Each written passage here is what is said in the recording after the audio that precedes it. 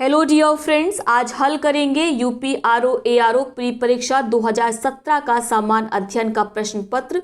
यदि आप इस क्वेश्चन पेपर को डाउनलोड करना चाहते हैं तो आप ज्वाइन करेंगे टेलीग्राम चैनल, जिसका लिंक डिस्क्रिप्शन बॉक्स में दिया गया है। तो चलिए आज के सेशन को स्टार्ट करते हैं। पहला प्रश्न है, निम्नलिखित हार्मोनों में कौन सा एक स्त्रीलिंग हार्मोन है? एंडोस्ट्रोन, टेस्टोस्टेरोन, एस्ट्रोन या थायरॉक्सिन? तो आप जानते हैं इसमें एस्ट्रोन एक स्त्रीलिंग हार्मोन है, जबकि एंडोस्ट्रोन, टेस्टोस्टेरोन ये दोनों ही मेल हार्मोन है, पुरुष हार्मोन है।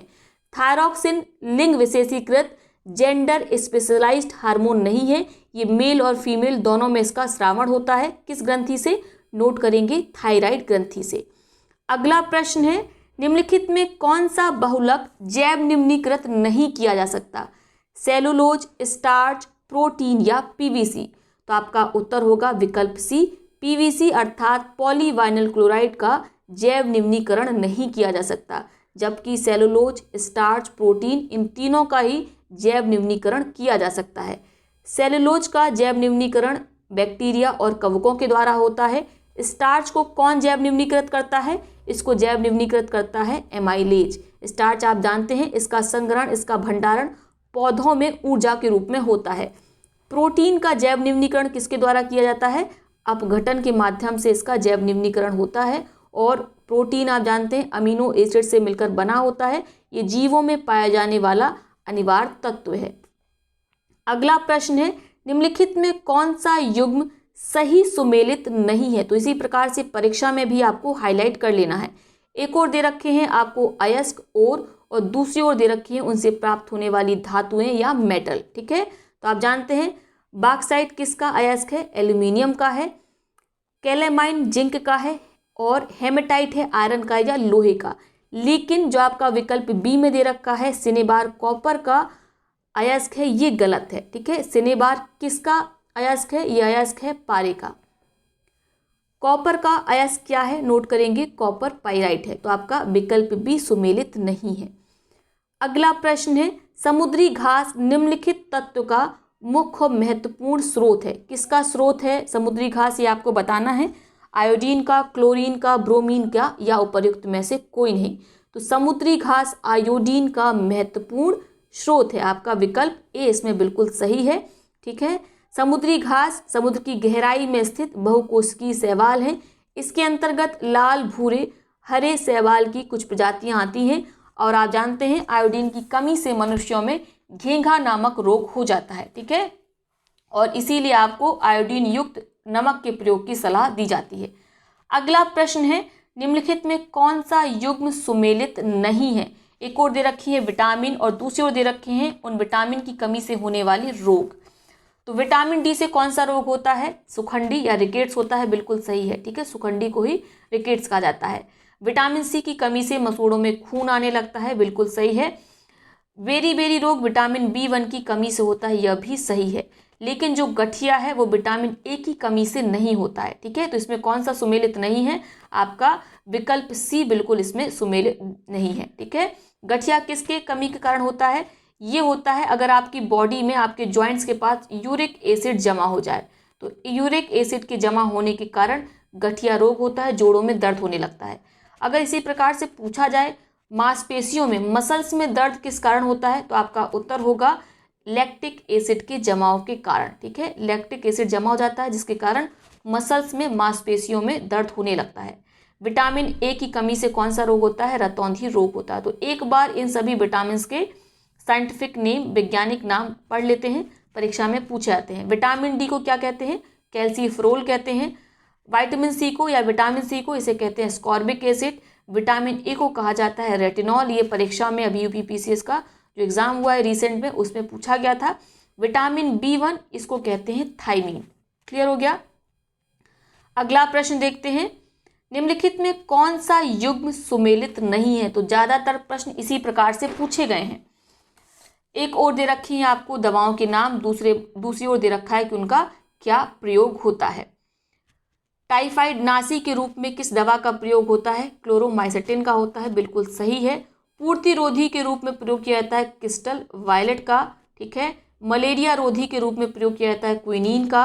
जबकि निश्चेतक के रूप में एस्पिरिन का प्रयोग नहीं किया जाता है। ठीक है, निश्चेतक के रूप में क्लोरोफॉर्म का भी प्रयोग करते हैं। एस्पिरिन का प्रयोग आप जानते हैं दर्द निवारक के रूप में किया जाता है। तो आपने पेन किलर के रूप में एस्पिरिन की टैबलेट कभी ना कभी खाई ज़रूर होंगी। तो ये बिल्कुल हमारा आसान सा सवाल था।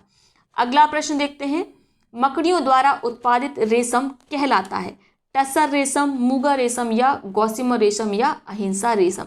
तो 2017 का ये जो क्वेश्चन था उस समय के लिए बहुत कठिन प्रश्न था, एकदम नया था और लोग इसको उत्तर नहीं कर पाए थे। तो इसका उत्तर क्या होगा? इसका उत्तर होगा गॉसिमर रेशम। मकड़ियों के द्वारा उत्पादित रेशम को गॉसिमर रेशम कहा जाता है। अब बात करते हैं टसर रेशम के बारे में।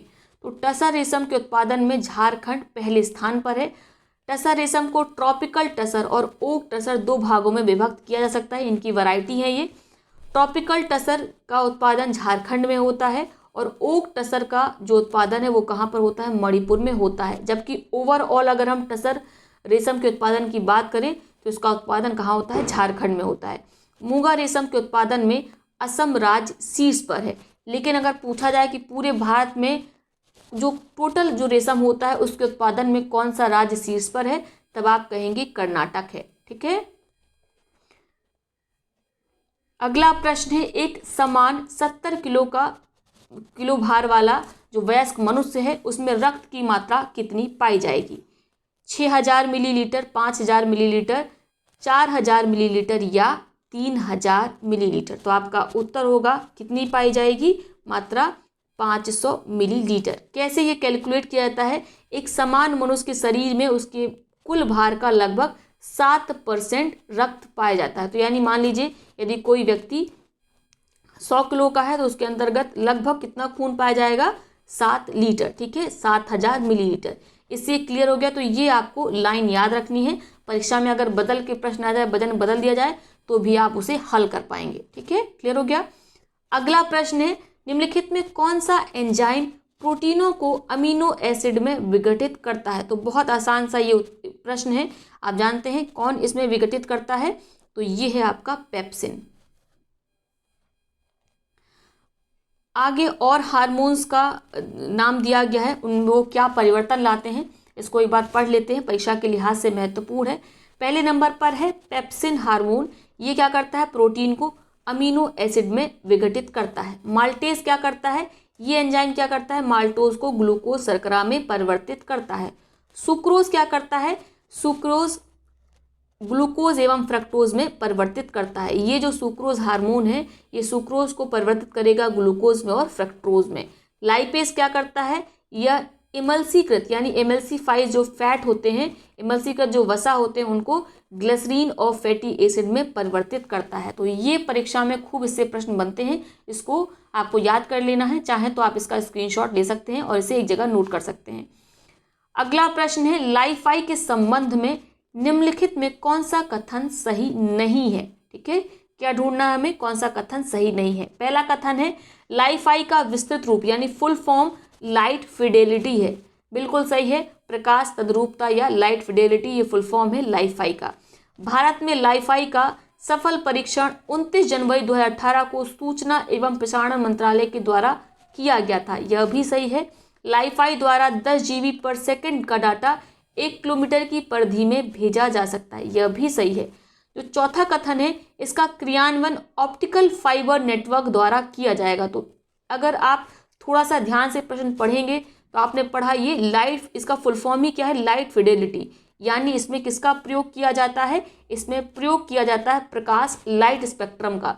तो अगर लाइट स्पेक्ट्रम का प्रयोग कर रहे हैं तो ऑप्टिकल फाइबर की आवश्यकता ही नहीं है। तो आपका इसमें होगा विकल्प डी। ये जो है कथन लाइफाई के संबंध में सही नहीं है। अगला प्रश्न देखते हैं, विद्युत चुंबकीय प्रेरण पर आधारित कौन सी युक्ति है? धारामापी, विभवमापी, डायनमो या विद्युत मोटर। तो आपका उत्तर होगा डायनमो जो है वो विद्युत चुंबकीय प्रेरण पर आधारित युक्ति है। महत्वपूर्ण है, साइंस के क्वेश्चन इसी प्रकार से पूछे जाते हैं, खासकर फिजिक्स से। मैंने आपसे बताया है कि आरओ एआरओ में फिजिक्स का वेटेज सबसे ज़्यादा रहता है। ठीक है, उसके बाद बायो का और सबसे कम केमिस्ट्री का। विद्युत जनरेटर और डायनमो ऐसी युक्ति हैं जो विद्युत चुंबकीय प्रेरण पर आधारित हैं। क्या क्या? एक तो विद्युत जनरेटर और डायनेमो। यदि किसी बंद परिपथ में गुजरने वाले चुंबकीय फ्लक्स में परिवर्तन कर दिया जाए तो परिपथ में एक विद्युत धारा उत्पन्न हो जाती है जिसे प्रेरित विद्युत धारा कहते हैं। चुंबकीय फ्लक्स के परिवर्तन से विद्युत धारा उत्पन्न करने की इस घटना को विद्युत चुंबकीय प्रेरण कहा जाता है। क्लियर हो गया? ठीक है। और इस युक्ति पर आधारित है विद्युत जनरेटर और डायनेमो। अगला प्रश्न है, प्रकाश संश्लेषण प्रक्रिया के लिए निम्नलिखित में किसकी आवश्यकता नहीं है? सूर्य के प्रकाश की, ऑक्सीजन की, जल की या कार्बन डाइऑक्साइड की?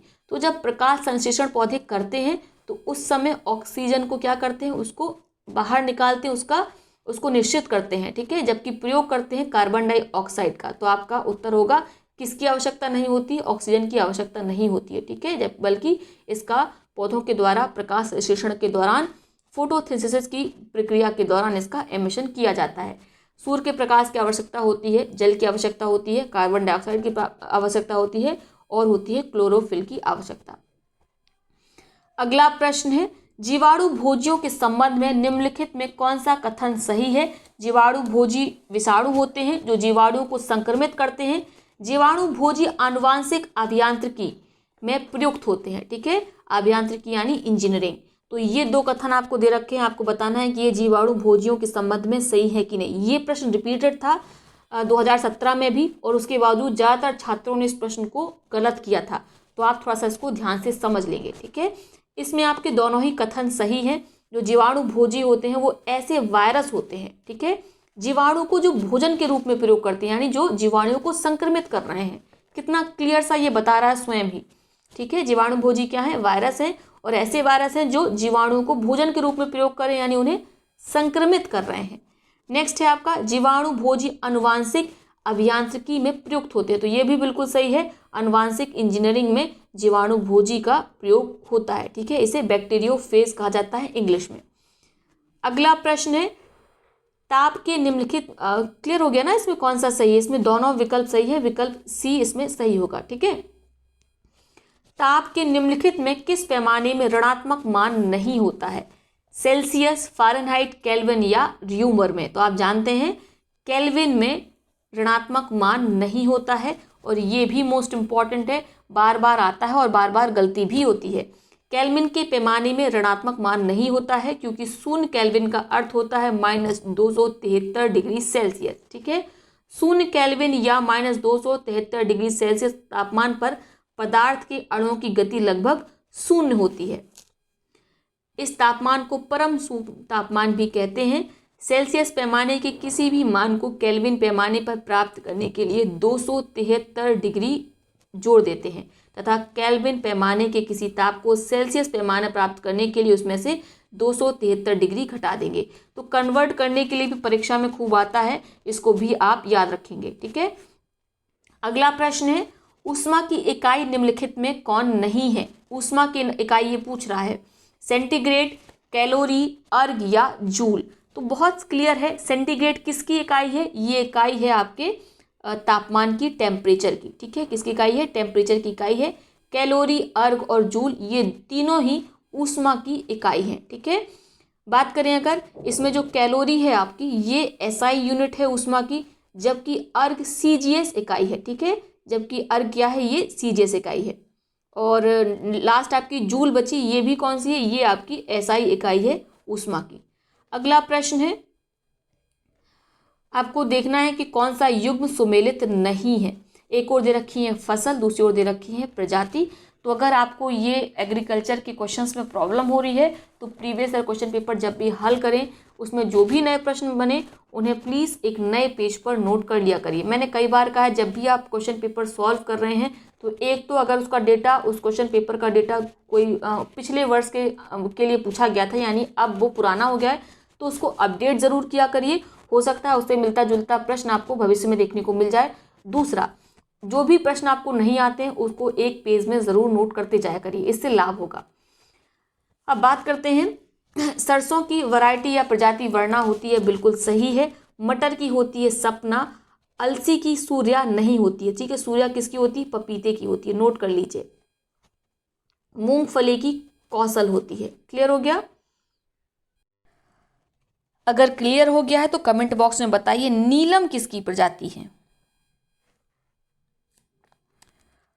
अगला प्रश्न है, निम्नलिखित में कौन सा पदार्थ शाकनाशी है। ठीक है, यानी शाक समझते हैं, जो घास फूस जमाती है खेतों में, उसको नाश करने के लिए एक जो प्रयोग किया जाता है केमिकल का, उसी को शाकनाशी बोला जाता है। तो आपको बताना है इन जो विकल्पों में कौन सा शाकनाशी है। तो आपका उत्तर होगा ब्यूटाक्लोरो जो है ये क्या है, शाकनाशी है। इसका उपयोग किस लिए किया जाता है, ताकि घास फूस को मिटाया जा सके। अगला प्रश्न है, निम्नलिखित में कौन सा युग्म सही सुमेलित नहीं है।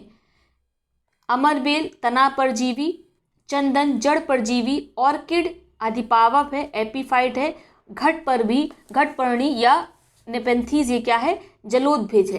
तो आप जानते हैं अमरबेल तना परजीवी है, बिल्कुल सही है। चंदन जड़ परजीवी है, ये भी सही है। ऑर्किड है वो अधिपादप है या एपीफाइट है। लेकिन घटपर्णी ये जलोदभिज नहीं है। ये क्या है, ये कीटाणु भक्षी पौधा है, कीट भक्षी पौधा है। क्या है, कीट भक्षी पौधा है। और ये दलदली जगहों पर पाया जाता है, जहाँ की भूमि नम होती है, वहाँ पर नाइट्रोजन की कमी पाई जाती है।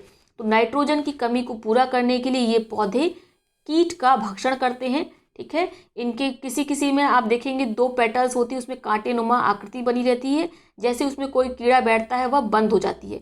और एक होता है पिचर प्लांट, आपने देखा होगा। ठीक है, ये पिचर प्लांट की यहाँ पर बात की जा रही घटपर्णी में। इसमें जो फूल टाइप का निकलता है वो एक घड़े के रूप में होता है।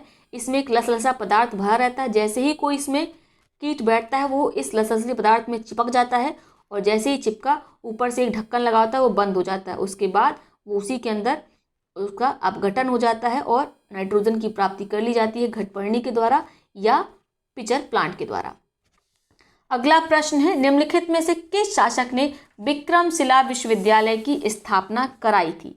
गोपाल ने, देवपाल ने, महिपाल ने या धर्मपाल ने।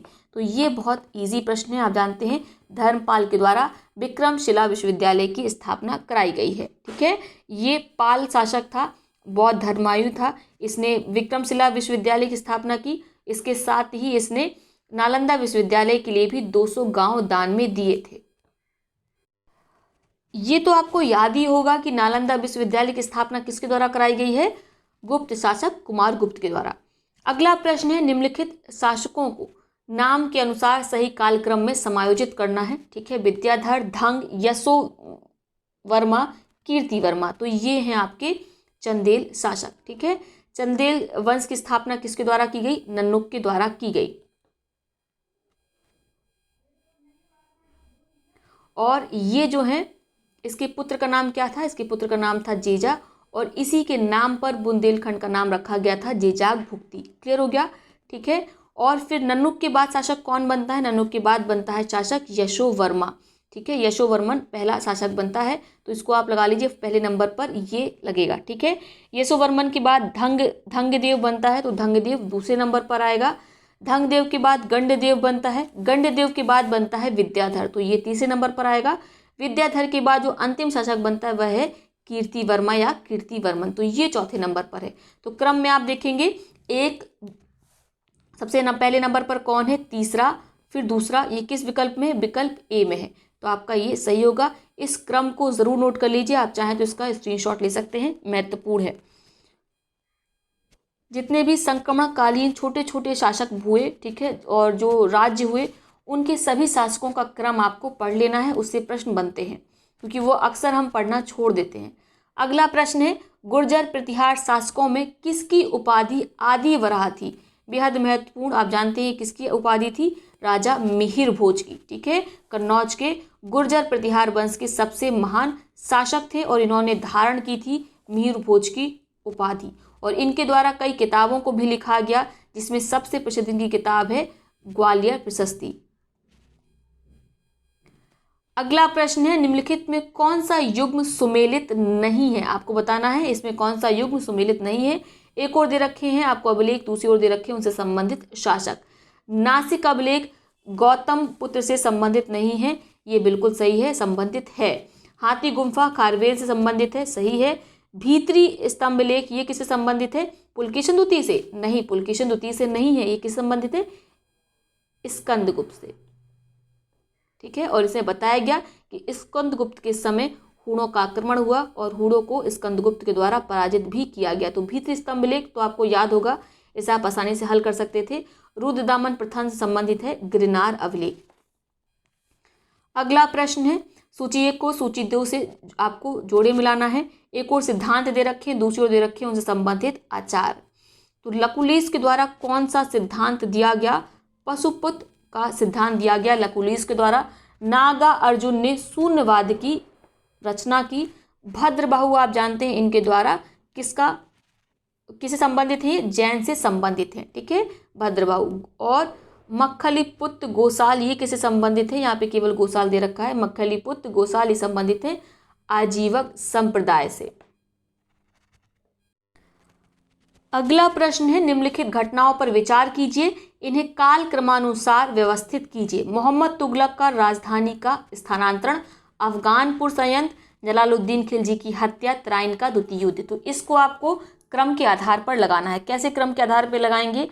अगर आपको डेट्स याद होगी तो आप आसानी से इसे लगा पाएंगे। तो आप जानते हैं मोहम्मद बिन तुगलक के द्वारा राजधानी का स्थानांतरण किया गया था 1327 ईस्वी में, ठीक है। कहाँ ले गया था ये? दिल्ली से दौलताबाद, दौलताबाद का नाम बदलकर देवगिरी कर दिया गया था, ठीक है। अफगानपुर का संयंत्र कब किया गया था? ये किया गया था 1325 ईस्वी में। किसके द्वारा? मोहम्मद बिन तुगलक के द्वारा ही, ठीक है। इसने गयासुद्दीन तुगलक को बुलाया कि आप तुगलकाबाद आइए, ठीक है। एक स्वागत समारोह का आयोजन किया, एक लकड़ी का ऐसा मकान बनवाया, ऐसा महल बनवाया जिसमें जैसे ही गयासुद्दीन तुगलक घुसे, ठीक है, उसका इनॉग्रेशन करने, उद्घाटन करने के लिए, वैसे ही वो मकान उनके ऊपर गिर गया। तो इसे कहते हैं अफगानपुर संयंत्र, ठीक है, जो कि 1325 में हुआ। जलालुद्दीन खिलजी की हत्या कब हुई थी? तो जलालुद्दीन खिलजी की हत्या किसने की? अलाउद्दीन खिलजी ने की। कब? 1296 में, जबकि 1290 में ही जलालुद्दीन खिलजी ने खिलजी वंश की स्थापना की थी और 1296 में 6 वर्ष बाद ही इसको मार डाला। किसने? अलाउद्दीन खिलजी ने। तराइन का द्वितीय युद्ध ये कब हुआ है? ये आप जानते हैं 1192 में हुआ, पृथ्वीराज चौहान और मोहम्मद गोरी के बीच। और इसमें पृथ्वीराज चौहान को पराजय देखनी पड़ी, हार का सामना करना पड़ा, ठीक है। और यहीं से भारत में गुलाम वंश की नींव पड़ती है। तो इनको आप क्रम में आसानी से लगा लेंगे। सबसे पहले कौन सा आता है आपका? 1192। सबसे पहले आएगा आपका फोर्थ, उसके बाद अफगानपुर संयंत्र आपका आएगा, ठीक है, दूसरा नंबर पे। फिर आएगा आपका राजधानी परिवर्तन और उसके बाद आएगा 4, देख लीजिए किस विकल्प में है ये, 4, 3, 2, 1। तो ये है आपके विकल्प ए में। अगला प्रश्न देखते हैं, निम्नलिखित में से किस चिश्ती संत को चिराग ए दिल्ली या चिराग ए दहलवी कहा जाता है? तो इसका उत्तर होगा नासरुद्दीन को कहा जाता है चिराग ए दिल्ली या चिराग ए दहलवी। इसके साथ प्रश्न आ सकता है कि भारत में चिश्तिया सूफी मत को किसने स्थापित किया या चिश्तिया संप्रदाय का पहला सूफी संत कौन था? तो आपका उत्तर होगा शेख मुहिउद्दीन चिश्ती। इसके साथ और भी इससे संबंधित प्रश्न बनते हैं, चाहे तो नोट कर सकते हैं। महबूब ए इलाही किसे कहा जाता था? शेख निजामुद्दीन औलिया को। शेख उल हिंद की पदवी किसे दी गई? शेख सलीम चिश्ती को, ठीक है। इसके साथ नोट कर सकते हैं सबसे ज़्यादा किसने दिल्ली सल्तनत के 7 सुल्तानों का शासन देखा? तो आपका उत्तर होगा निजामुद्दीन औलिया ने, महबूब ए इलाही ने, ठीक है। और किसका उल्लेख, किस सूफी संत का उल्लेख सिखों के धर्म ग्रंथ में मिलता है, आदि ग्रंथ में मिलता है? तो वो है फखरुद्दीन गज ए सकर। क्लियर हो गया। भारत का सादी किसे कहा जाता है? तो ये है अमीर हसन, जिन्हें भारत का सादी कहा जाता है, ठीक है। उनकी गजलें इतनी उच्च श्रेणी की होती थी कि उन्हें भारत का सादी कहा गया। अगला प्रश्न है, निम्नलिखित में किस शासक ने शाहरुख नामक चांदी का सिक्का चलाया? अकबर, बाबर, हुमायूं या शाहजहां ने? तो बाबर ने चलाया शाहरुख नाम का एक चांदी का सिक्का, ठीक है। और इसने पानीपत के प्रथम युद्ध के विजय के बाद चांदी के सिक्के का क्या किया था? इसको बांटा भी था। अपनी प्रत्येक काबुलवासी को उसने एक एक शाहरुख सिक्का प्रदान किया था। अगला प्रश्न है, बौद्ध धर्म में त्रिरत्न का क्या अभिप्राय है? महत्वपूर्ण है। इस तरह के प्रश्नों को अक्सर हम लोग गलत कर देते हैं सरल होने के बावजूद भी। तो इसमें बौद्ध धर्म में त्रिरत्न का मतलब है बुद्ध, धम्म, संघ, ठीक है। आपने पढ़ा होगा बुद्धम शरणम गच्छामि, धम्मम शरणम गच्छामि और संघम शरणम गच्छामि। तो ये ही 3 रत्न है बौद्ध धर्म के, बुद्ध, धम्म और संघ। अगला प्रश्न है, आपको जोड़ी मिलाना है सूची 1 और सूची 2 को, ठीक है। एक और दे रखे हैं आपको शासक, दूसरी ओर दे रखे हैं कि किस प्रांत के वे शासक थे। रणथंभौर के शासक कौन थे? तो आप जानते हैं हमीर देव जो हैं वो रणथंभौर के शासक थे। चित्तौड़ के शासक राणा रतन सिंह थे। देवगिरी के शासक कौन थे? राजा रामचंद्र राय। और गुजरात के थे रायकर्ण या कर्णदेव, ठीक है, याद रहेगा, ये खूब पूछा जाता है, महत्वपूर्ण है। अलाउद्दीन खिलजी के समय जो शासक रहे इन राज्यों के, उनका ये उल्लेख है, ठीक है। अगला प्रश्न है, निम्नलिखित में कौन सा युग्म सुमेलित नहीं है? एक और दे रखी है आपको, देश दे रखे हैं, दूसरी ओर दे रखे हैं कि उन देशों से कौन से यात्री आए हैं, और लेकिन आपको बताना है कि कौन सा ये जो जोड़ा है वो गलत है। इब्न बतूता मोरक्को से आया था, यह बिल्कुल सही है। इटली से मार्को पोलो आए थे, यह भी सही है। अब्दुल रजाक तुर्की से नहीं आए थे, तुर्की यात्री नहीं है, बल्कि ये हैं आपके ईरानी या फारसी यात्री। तो नोट करेंगे, ईरान से आए थे अब्दुल रजाक। और पुर्तगाली यात्री कौन है? नूनेज है। अगला प्रश्न है, निम्नलिखित में से किस शासक ने दीवान ए अमीर कोही विभाग की स्थापना की थी? तो मोहम्मद बिन तुगलक एमबीटी के द्वारा दीवान ए अमूर कोही विभाग की स्थापना की गई थी, ठीक है। इसका मुख्य कार्य क्या था? मालगुजारी व्यवस्था की देखरेख करना, खेती को क्या करना? आगे बढ़ाना, भूमि का इस प्रकार से देखरेख करना कि उसको खेती की युग बनाया जा सके। तो महत्वपूर्ण है, ठीक है। ये कृषि विभाग था, सिंपल सी भाषा में बोलते क्या था? कृषि विभाग था अमीर ए कोही, जिसे एमबीटी के द्वारा बनवाया गया था। अगला प्रश्न है, निम्नलिखित घटनाओं पर विचार कीजिए। गांधी इरविन पैक्ट, सांप्रदायिक पंचाट, द्वितीय गोलमेज सम्मेलन, नेहरू रिपोर्ट, इनको आपको कालक्रम के अनुसार लगाना है। ये बार बार रिपीट होते हैं। पिछले प्रश्न पत्र में जो 2017 का मीन्स का था उसमें भी इसी प्रकार का प्रश्न आया था।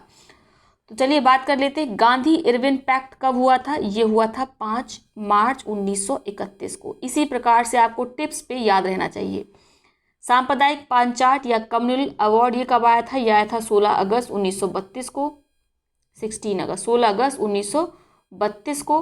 द्वितीय गोलमेज सम्मेलन कब हुआ था? ये हुआ था 7 सितंबर से लेके 1 दिसंबर 1931 के 31 में, ठीक है। तो दिसंबर 1931 याद रखेंगे।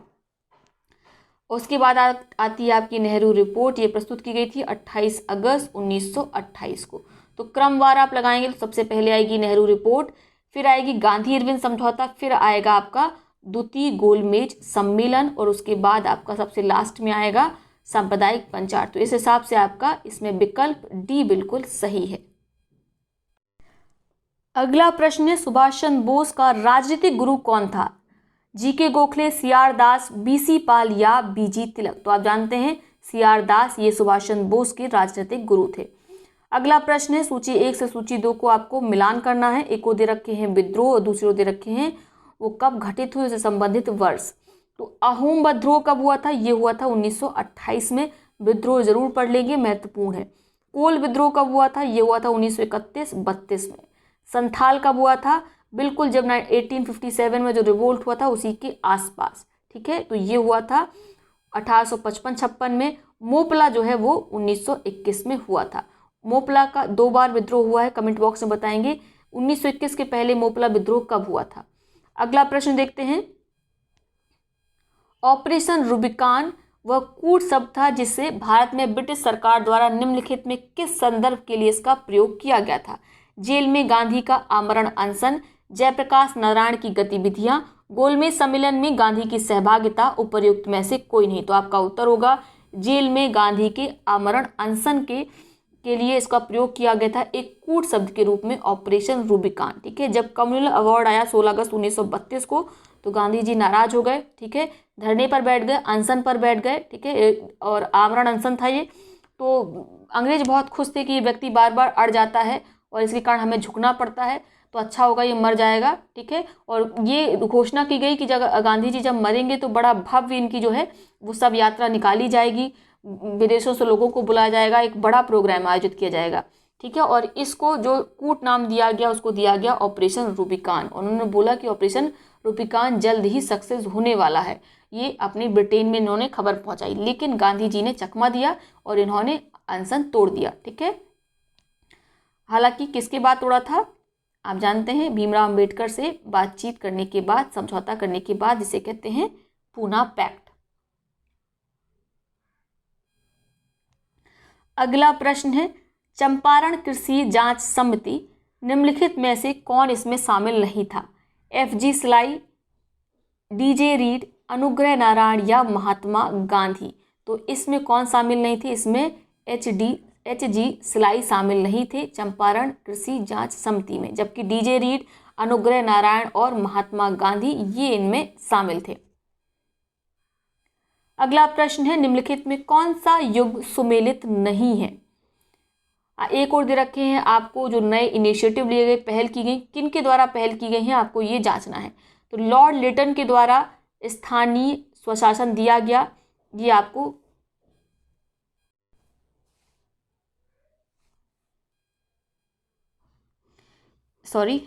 एक मिनट, इसमें आप जानते हैं लॉर्ड लिटन ने स्थानीय स्वशासन नहीं दिया था, बल्कि किसने दिया था? लॉर्ड रिपन ने। किसने? लॉर्ड रिपन ने। ठीक है, सहायक संधि किसके द्वारा शुरू की गई? लॉर्ड डलहौजी के द्वारा। और राज्य अपहरण नीति ये लॉर्ड वेलेस्ली के द्वारा, और राज्य अपहरण नीति इसे लॉर्ड डलहौजी के द्वारा शुरू किया गया। स्थायी बंदोबस्त ये किसके द्वारा दिया गया? इसकी शुरुआत भारत में लॉर्ड कॉर्नवालिस के द्वारा की गई। तो इसमें आपका कौन सा सुमेलित नहीं है? विकल्प ए सुमेलित नहीं है। स्थानीय स्वशासन की शुरुआत भारत में लॉर्ड रिपन के द्वारा की गई। ठीक है, बाकी सभी सुमेलित हैं, लेकिन सबको याद रखना है, परीक्षा के लिहाज से महत्वपूर्ण है। लॉर्ड वेलेस्ली ने कौन सी किसको इन्होंने किस इनिशिएटिव को भारत में शुरू किया? सहायक संधि को। लॉर्ड डलहौजी ने राज्य अपहरण नीति को, और लॉर्ड कॉर्नवालिस ने स्थायी बंदोबस्त को। अगला प्रश्न है, सूची 1 से सूची 2 को आपको मिलान करना है। एक ओर दे रखे समाचार पत्र, दूसरी ओर दे रखे हैं आपको उनके प्रकाशक। समाचार दर्पण, मिरातुल अखबार, केसरी और यंग इंडिया। तो आप जानते हैं समाचार दर्पण का प्रकाशन किसके द्वारा किया गया? JC मार्समैन के द्वारा। मिरातुल अखबार का प्रकाशन किया गया किसके द्वारा? राजा राम मोहन राय के द्वारा। केसरी का किया गया बाल गंगाधर तिलक, और यंग इंडिया का किया गया महात्मा गांधी के द्वारा। तो समाचार पत्र देख रहे हैं आप, 2 बार प्रश्न इससे पूछे जा चुके हैं। पिछले प्रश्न पत्र में भी थे, इस वाले में भी, यानी पिछले जो हमने मेंस का 2017 का हल किया था उसमें भी इससे संबंधित प्रश्न थे। तो इसमें आपका विकल्प डी सही है। हालांकि आपको याद रखना है जोड़े जो सही हैं, ठीक है, उनको याद रखेंगे। फिर से एक बार रिवाइज कर लेते हैं। समाचार दर्पण ये JC मार्समैन का है। मिरातुल अखबार ये किसका है? ये है राजा राम मोहन राय का। केसरी BG तिलक, और यंग इंडिया महात्मा गांधी। आगे बात करते हैं, कूका आंदोलन की नींव पड़ी थी बंगाल में, बिहार में, पंजाब में या महाराष्ट्र में? तो कूका आंदोलन की नींव कहाँ पर पड़ी थी? पंजाब में। इसको लगा लीजिए इंपॉर्टेंट, ये पूछा जाता है। प्रारंभ में धार्मिक आंदोलन था, लेकिन शीघ्र ही इसका स्वरूप राजनीतिक हो गया। इसकी शुरुआत 1872 में भगत जवाहर मल के नेतृत्व में हुई थी। कहाँ पर? पंजाब में। नाम क्या है? कूका आंदोलन। कूकी आंदोलन अलग है, जो उसका आयोजन कहाँ पर किया गया था? बिहार में। अगला प्रश्न है, निम्नलिखित में कौन सा व्यक्ति आजाद हिंद फौज से नहीं जुड़ा था? मेजर जनरल शहबाज खां, कर्नल प्रेम कुमार सहगल, कर्नल शौकत अली मलिक और मेजर कतार सिंह। तो आपका उत्तर होगा मेजर कतार सिंह। ये आजाद हिंद फौज से नहीं जुड़े हुए थे, जबकि मेजर जनरल शहबाज, प्रेम कुमार सहगल और शौकत अली ये तीनों ही आजाद हिंद फौज से जुड़े हुए थे। ठीक है, और इन्हीं पर 1945 नवंबर में दिल्ली के लाल किले का मुकदमा चलाया गया था, और इन्हें बचाने के लिए भारतीय राष्ट्रीय कांग्रेस ने एक कमेटी गठित की थी। किसके नेतृत्व में? भूलाभाई देसाई के नेतृत्व में। अन्य वकीलों में कौन कौन शामिल थे? पंडित जवाहरलाल नेहरू शामिल थे, आसिफ अली शामिल थी, तेज बहादुर सप्रू, TB सप्रू और कैलाश नाथ काटजू जैसे बड़े वकील और नेता इसमें शामिल थे। अगला प्रश्न है, निम्नलिखित घटनाओं पर विचार कीजिए। अगस्त प्रस्ताव, पूना प्रस्ताव, तृतीय गोलमेज सम्मेलन या सांप्रदायिक सम्मेलन, इनको आपको कालक्रम के अनुसार व्यवस्थित करना है। तो बहुत आसान है, आप जानते हैं। सबसे पहले बात करेंगे हम लोग सांप्रदायिक निर्णय की। ये कब हुआ? 16 अगस्त 1932 को, अभी हमने ऊपर पढ़ा। उसके बाद तृतीय गोलमेज सम्मेलन ये कब हुआ? 17 नवंबर 1932 को। पूना समझौता, पूना पैक्ट कब हुआ? 26 सितंबर को 1932 में। गांधी जी और भीमराव अम्बेडकर के मध्य अगस्त प्रस्ताव ये कब आया? ये आया आपका 1940 में 8 अगस्त को। ठीक है, 8 अगस्त को आया, इसीलिए से अगस्त प्रस्ताव कहा था, 1940 में आया। तो क्रम से अब आप आसानी से लगा लेंगे, सबकी डेट हमने आपको बता दी है। तो ये हमने हिस्ट्री का सेगमेंट पढ़ लिया। आगे थोड़ा सा हम लोग कवर कर लेते हैं भारतीय राज्य व्यवस्था को। ज़्यादा कवर नहीं करेंगे, वीडियो बहुत लंबा हो जाएगा। हालांकि जब आप वीडियो सुने तो इसकी स्पीड को थोड़ा सा बढ़ा लीजिए, तो आपका टाइम बचेगा। अगला प्रश्न है, भारतीय संविधान के 70वें संशोधन द्वारा भारत के राष्ट्रपति के चुनाव में जिन 2 केंद्र शासित प्रदेशों को भाग लाने का अधिकार दिया गया, वे कौन कौन से? तो आप जानते हैं वे हैं दिल्ली और पुडुचेरी। कौन से संविधान संशोधन से? 70वें संविधान संशोधन से, जो 1992 में लाया गया था। अगला प्रश्न है, निम्नलिखित में कौन सा युग्म सुमेलित नहीं है? केंद्रीय अन्वेषण ब्यूरो यानी सीबीआई, इसकी स्थापना 1963 में हुई। केंद्रीय सतर्कता आयोग, इसकी स्थापना 1964 में। भ्रष्टाचार निरोधक कानून 1985, प्रवर्तन निदेशालय 2000 में। ठीक है, ईडी, यहाँ पे ईडी की बात की जा रही है। तो आप जानते हैं इसमें ये पहला वाला बिल्कुल सही है, सीबीआई की स्थापना 1963 में। सीबीसी की स्थापना, केंद्रीय सतर्कता आयोग विजिलेंस कमीशन की स्थापना 1964 में। लेकिन जो भ्रष्टाचार निरोधक कानून है ये 1988 में लाया गया। ठीक है, और ईडी की स्थापना कब की गई? प्रवर्तन निदेशालय की वर्ष 2000 में। याद रखेंगे, इस समय खूब चर्चा में भी है अलग अलग केसों के कारण। अगला प्रश्न है, प्रशासनिक सुधार आयोग 1967 में पहली बार लोकपाल तथा लोकायुक्त बनाने की मंजूरी संतुष्टि की गई थी। इसके अध्यक्ष कौन है? ठीक है, प्रशासनिक सुधार आयोग 1967 के बारे में बात की जा रही है। तो इसके उस समय अध्यक्ष थे मोरारजी देसाई। ठीक है, भारत लोकपाल एवं लोकायुक्त की स्थापना का प्रथम प्रशासनिक सुधार आयोग ने किया था। इस आयोग का गठन 5 जनवरी 1966 को मोरारजी देसाई की अध्यक्षता में किया गया। 1967 में के हनुमंथैया को इसका अध्यक्ष बनाया गया। आयोग का कार्यकाल 1970 में समाप्त हुआ था। अगला प्रश्न है, भारतीय संविधान के निम्नलिखित में से किस अनुच्छेद के द्वारा अस्पृश्यता की समाप्ति की व्यवस्था की गई है? तो अस्पृश्यता की समाप्ति की गई है आर्टिकल 17 से। ठीक है,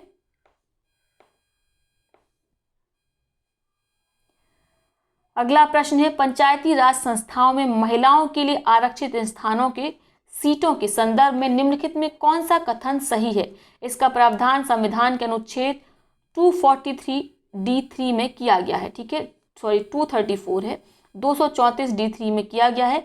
यह आरक्षण अनुच्छेद 334 में विनिर्दिष्ट अवधि की समाप्ति में प्रभावी नहीं रहेगा। यहाँ पे महिलाओं के आरक्षण की बात की गई है, तो महिलाओं का आरक्षण आर्टिकल 234 में ही दिया गया है। 234 में नहीं दिया है, सॉरी, एक बार इसको चेक करेंगे। ये दे रखा है 243 में। ठीक है, किसमें दिया है? सॉरी, हाँ करेक्ट है, 243D में इसको दिया गया है, 334 में नहीं दिया है। तो ये वाला आपका गलत है। जबकि जो आपका पहला ऑप्शन है ये वाला कि इसका प्रावधान संविधान के अनुच्छेद 234D3 में किया गया है, ये बिल्कुल सही है। ये कब तक वैध रहेगा, कितना रहेगा? ये आपको 243D में दिया गया है। ठीक है, कितना रहेगा? ये रहेगा कुल स्थानों का 1/3। अगला प्रश्न है, भारतीय संविधान के अनुच्छेद 170 के अनुसार किस राज्य की विधानसभा के सदस्यों की न्यूनतम तथा अधिकतम संख्या क्रमशः हो सकती है? तो अनुच्छेद आर्टिकल 170 में बताया गया है कि किसी भी राज्य की विधानसभा में अधिकतम 500 और न्यूनतम 60 सदस्य हो सकते हैं। ठीक है, लेकिन इसका जो एक्सेप्शन अपवाद क्या है? तो सिक्किम इसका अपवाद है, वहां पर केवल विधानसभा में 40 सदस्य हैं। अगला प्रश्न है, भारतीय संविधान के 73वें संशोधन के संदर्भ में निम्नलिखित कथनों पर विचार करें। इसमें पंचायतों को स्वशासन की संस्था स्वीकार किया गया। इसमें शहरी स्थानीय सरकार को स्वशासन की संस्था स्वीकार किया गया। तो ये भी बिल्कुल सलाह है। ठीक है, 73rd कॉन्स्टिट्यूशनल अमेंडमेंट के द्वारा पंचायतों को स्वशासन की संस्था स्वीकार किया गया था। शहरों को स्थानीय सरकार की जो स्वशासन की संस्था स्वीकार किया गया था 74th कॉन्स्टिट्यूशनल अमेंडमेंट के द्वारा। ठीक है, तो इसमें केवल आपका केवल एक सही है। ठीक है, पहला वाला कथन है वो सही है, दूसरा गलत है। अगला प्रश्न है, दिसंबर 2017 में भारत सरकार की हिस्सेदारी निम्नलिखित में किस बैंक में सर्वाधिक थी? तो ये अब काफ़ी हद तक इसकी स्थिति बदल चुकी है, तो इसे एक बार चेक कर लेंगे और इस तरह के प्रश्न आप परीक्षा में नहीं आएंगे, क्योंकि ज़्यादातर बैंकों को प्राइवेटाइज कर दिया गया है। और ऑप्शन में अगर रहेगा तो सबसे ज़्यादा जो हिस्सेदारी है अब बैंकों में, अब वो केवल मेरे ख्याल से SBI में बची है, ठीक है, स्टेट बैंक ऑफ इंडिया में बची है, और लास्ट तक यही एक बैंक बचेगी जिसको प्राइवेटाइज नहीं किया जाएगा, ठीक है, क्योंकि ये दो बड़ी बैंक हैं, RBI और SBI, ये बहुत बड़ी बैंक है। भारत की अर्थव्यवस्था इन्हीं दो बैंकों पर टिकी हुई है। जो सरकारी क्षेत्र की बैंक है उनकी बात की जा रही है। प्राइवेट बैंक में HDFC और ICICI बैंक ये भी उतनी ही महत्वपूर्ण है। ये इन्हें कहा जाता है बिग 4 बैंक्स, ठीक है, जिन पर देश की अर्थव्यवस्था टिकी हुई है। तो आज के लिहाज से इसका उत्तर स्टेट बैंक ऑफ इंडिया होना चाहिए। तो ये हमने पढ़ लिया। ये जो डेटा दे रखा है इसको याद मत करिएगा, ये पुराना है, और आप देख रहे हैं हर महीने लगभग कोई ना कोई बैंक का कुछ ना कुछ हिस्सा जो है वो प्राइवेटाइज हो रहा है। अगला प्रश्न है, भारत को 2017-18 में अधिकतम कच्चा तेल की आपूर्ति करने वाला निम्नलिखित में कौन सा देश था? तो ये अभी भी सही है। अभी भी भारत में कच्चे तेल का जो निर्यात करता है, यानी भारत में जो आपूर्ति करता है, वह कौन है? इराक है। क्लियर हो गया, ठीक है। और आप जानते हैं भारत विश्व में चीन के बाद दूसरा सबसे बड़ा कच्चे तेल का आयातक देश है। पहले नंबर पर चाइना है। अगला प्रश्न है, निम्नलिखित अर्थव्यवस्था में तृतीय क्षेत्र की भागीदारी वर्ष 2016-17 में कितनी थी? तो इसमें आप परसेंटेज याद रखेंगे, संपूर्ण याद रखने की आवश्यकता नहीं है। तो आर्थिक समीक्षा 2021-22 के अनुसार जो भारत का GDP है उसका 54% का शेयर किसका है? तृतीय क्षेत्र का है, सर्विस सेक्टर का है, ठीक है। अगर अमाउंट फिर भी आप याद करना चाहते हो तो याद नोट करेंगे, 23.6 बिलियन डॉलर इतना है, ठीक है। इसको आप लाख करोड़ में कन्वर्ट कर लेना, लाख करोड़ में कन्वर्ट कर लेंगे आप, मेरे ख्याल से 23.6 बिलियन डॉलर ये अमाउंट में है। लेकिन परीक्षा में मेरे ख्याल से अब इस तरह के प्रश्न नहीं आते हैं, और ये प्रश्न भी एलिमिनेट कर दिया गया था क्योंकि इसमें कोई भी आंसर उस समय सही नहीं था। तो GVA में कितना शेयर रहता है तृतीय क्षेत्र का? तो आपका उत्तर होगा 54%, ठीक है, 54% तृतीय क्षेत्र यानी सर्विस सेक्टर। अगला प्रश्न है, निम्नलिखित में कौन सी एजेंसी भारत के कृषि सामानों में निर्यात में सम्मिलित नहीं है? NAFED, state trading corporation, IFFCO और MMTC। तो बहुत आसान है, इसमें MMTC जो है ये कृषि सामानों के निर्यात में शामिल नहीं है। ये क्या करती है? MMTC का फुल फॉर्म क्या है? खनिज तथा धातु व्यापार निगम लिमिटेड। तो सिंपल सी बात है, ये धात्विक खनिज और गैर धात्विक खनिजों से जुड़े व्यापार से ये रिलेटेड होगी, उससे संबंधित होगी। तो नाफेड और स्टेट ट्रेडिंग कॉरपोरेशन, इफको, ये तीनों ही कृषि सामानों के निर्यात से संबंधित हैं। अगला प्रश्न है, ट्राई निम्नलिखित में किस क्षेत्र की नियामक संस्था है? तो आप जानते हैं ट्राई का full form telecom regulatory authority of India. Telecom यानी ये संबंधित है दूरसंचार से, ठीक है, संचार सेवा संबंधित है। तो आपका इसमें ऑप्शन डी सही होगा। बात कर लेते हैं कब इसकी स्थापना की गई। तो इसकी स्थापना ट्राई की गई 20 फरवरी 1997 में। इसका मुख्यालय नई दिल्ली में है। वर्तमान में अध्यक्ष चेक कर लेंगे कौन है, ये सही नहीं दिया गया है, ठीक है। इरडा की स्थापना 1999 में की गई, इसका मुख्यालय हैदराबाद में है। और share exchange board of India यानी सेबी की स्थापना कब की गई है? 1992 में, और इसका मुख्यालय मुंबई में है। बात करें FSSAI की, food safety standard authority of India की, तो इसकी स्थापना वर्ष 2011 में की गई। ये खाद्य पदार्थों की गुणवत्ता के मानक को प्रदान करती है। अगला प्रश्न है, स्टॉक एक्सचेंज में निम्नलिखित में कौन सट्टेबाज नहीं है? दलाल, तेजड़िया, मंदड़िया या स्टैग। तो इसमें आप जानते हैं स्टैग क्या है? ये सट्टाबाज नहीं है, ठीक है, ये सट्टेबाजी से संबंधित नहीं है। जो स्टैग जो होते हैं वो स्टॉक एक्सचेंज में नहीं इन्वेस्ट करते हैं प्राइमरी मार्केट में, ठीक है, प्राइमरी मार्केट में ये इन्वेस्ट करते हैं। जबकि स्टॉक एक्सचेंज क्या होता है? ये सेकेंडरी मार्केट होता है, ठीक है, क्लियर हो गया। दलाल और तिजड़िया ये तीनों ही सट्टेबाज हैं, ये तीनों ही स्टॉक एक्सचेंज या स्टॉक मार्केट से संबंधित हैं। अगला प्रश्न है, निम्नलिखित में किस वस्तु का 2017 में भारत से निर्यात सर्वाधिक रहा? तो ये काफ़ी ज़्यादा बदल चुका है और ये डेटा जो दिया गया है पुराना है। इन विकल्पों में से कोई भी उत्तर नहीं है, तो उत्तर क्या है? नोट करेंगे, आर्थिक समीक्षा 2021-22 के अनुसार पेट्रोलियम उत्पाद का जो निर्यात है वो सर्वाधिक रहा, ठीक है, कितना रहा? नोट कर लीजिए, 8.8%। उसके बाद औषधि फॉर्मुलेशन आया तीसरे नंबर पर मोती और बहुमूल्य पत्थर हैं, चौथे नंबर पर है लोहा और इस्पात और पांचवें नंबर पर है इलेक्ट्रॉनिक मशीनरी। ठीक है, इलेक्ट्रिकल मशीनरी ये सबसे लास्ट में है। तो सबसे अधिक जो भारत से निर्यात रहा वो रहा पेट्रोलियम उत्पाद का और दूसरे नंबर पर औषधि फॉर्मुलेशन का। अगला प्रश्न है, माल्थस के अनुसार जनसंख्या नियंत्रण का सर्वाधिक प्रभावकारी उपाय निम्नलिखित में कौन सा है? युद्ध, विपत्ति, जन्म नियंत्रण या अनैतिक व्यवहार। तो अगर जन्म नियंत्रण किया जाए तो ये सबसे प्रभावकारी उपाय है जनसंख्या नियंत्रण का, ये माल्थस के द्वारा कहा गया। ठीक है, माल्थस इंग्लैंड के प्रसिद्ध अर्थशास्त्री थे। माल्थस के अनुसार जनसंख्या में गुणात्मक वृद्धि होती है, जीपी श्रेणी में वृद्धि होती है, जबकि खाद्य संख्या में अरिथमेटिक श्रेणी में वृद्धि होती है। ठीक है, अंकगणितीय वृद्धि रहती है। फलतः जनसंख्या और खाद्य संसाधनों के बीच एक दूरी बन जाती है, गैप रहता है। ठीक है, जनसंख्या तो अलग स्पीड में बढ़ती है। ठीक है, जीपी श्रेणी गुणोत्तर इसकी बढ़ोतरी होती है, लेकिन उसी प्रकार की वृद्धि खाद्य संसाधनों में नहीं होती है।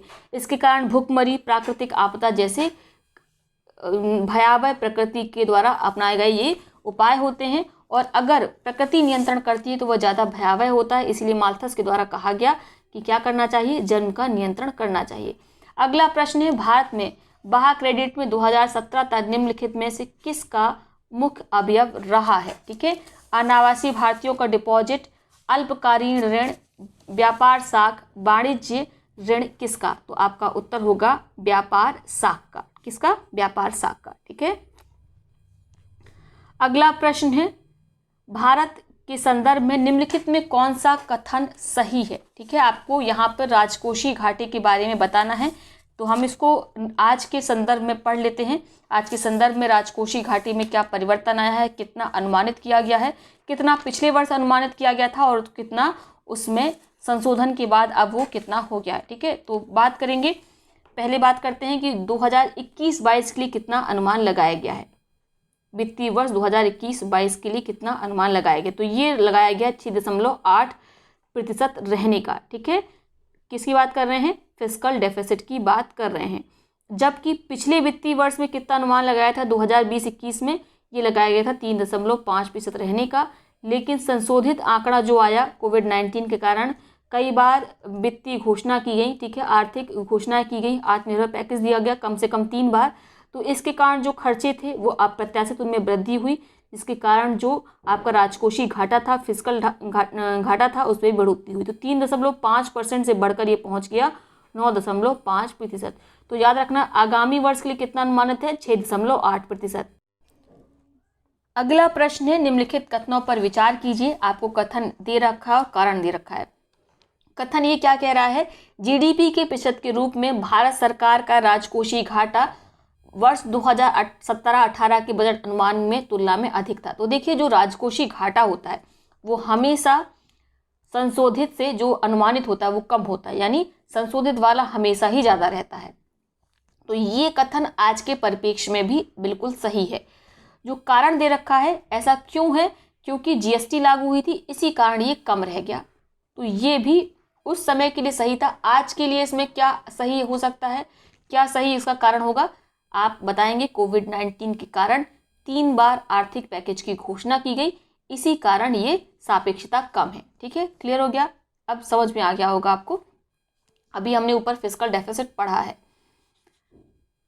अगला प्रश्न है, उत्पादन कीमत सूचकांक क्या मापता है? आपको बताना है उत्पादन कीमत सूचकांक क्या मापता है। उत्पादित वस्तुओं और सेवाओं की कीमत के औसत के परिवर्तन को मापता है उत्पादन कीमत सूचकांक। विकल्प ए इसमें आपका सही है। आज का अंतिम प्रश्न है, इसमें ये उस समय का करंट अफेयर था तो इसको छोड़ दीजिए, आज के लिहाज से ये ठीक नहीं है। ठीक है, तो इसको छोड़ दीजिए। बाकी हमने 3-4 सेगमेंट को पढ़ लिया इस पेपर के, और वीडियो हो रहा है लंबा, तो कल हम इसे कंटिन्यू करेंगे जनसंख्या पर्यावरण नगरीकरण से। ज्योग्राफी का सेगमेंट रहेगा और इसके साथ रहेगा यूपी स्पेशल का इसमें सेगमेंट। तो ज़रूर कल का सेगमेंट देखिएगा। इसके साथ प्लीज़ अपने दोस्तों के साथ इन क्वेश्चंस पेपर को ज़रूर शेयर करिए, ज़्यादा से ज़्यादा लोगों तक ये क्वेश्चन पेपर पहुँचे, ये सुनिश्चित कीजिए। ठीक है, तो नेक्स्ट वीडियो में मिलते हैं, तब तक के लिए बहुत बहुत धन्यवाद।